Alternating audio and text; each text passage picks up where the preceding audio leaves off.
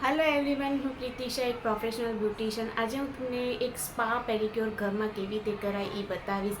વરસાદની સિઝનમાં પગમાં ફંગલ ઇન્ફેક્શન થાય છે, ક્રેક થાય છે, પગમાંથી બદબુ આવે છે, તો એનું સોલ્યુશન તમને તમારા ઘરના કિચનમાંથી જ મળી આવશે. તો ચલો હું તમને સ્ટેપ બાય સ્ટેપ બતાવીશ કે ઘરમાં સ્પા પેડિક્યોર કેવી રીતે કરાય છે, તાકી તમારા પગ એકદમ ક્લીન, સોફ્ટ અને ઇન્ફેક્શન ફ્રી થઈ જાય. તો ચલો આપણે શરૂ કરશું પેડિક્યોર જે કેવી રીતે કરવું.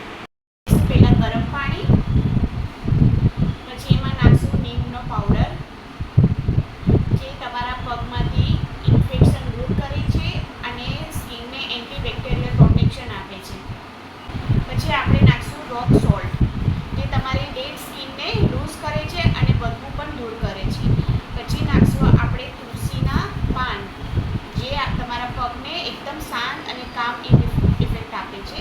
પછી આપણે નાખશું કપૂરનો ટુકડો જે તમારા પગમાં બદબુ હોય છે એ તરત જ દૂર થઈ જશે. હવે આપણે ઘરે સ્ક્રબ બનાવશું. 1 ચમચી લઈશું ચોખાનો લોટ, 1 ચમચી લઈશું દહીં અને 1 ચમચી લઈશું હળદર અને મિક્સ કરી અને આવી રીતે સ્ક્રબ બનાવવાનું છે.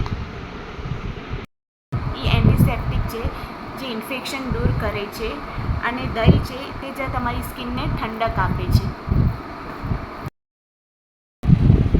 જો આ પગની ડેડ સ્કિન કેવી રીતે નીકળી ગઈ બધી સરસ રીતે. આપણે પેક બનાવશું. 1 ચમચી મુલતાની માટી, 1 ચમચી નીમનો પાવડર, 1 ચમચી દહીં અને થોડું રોઝ વોટર.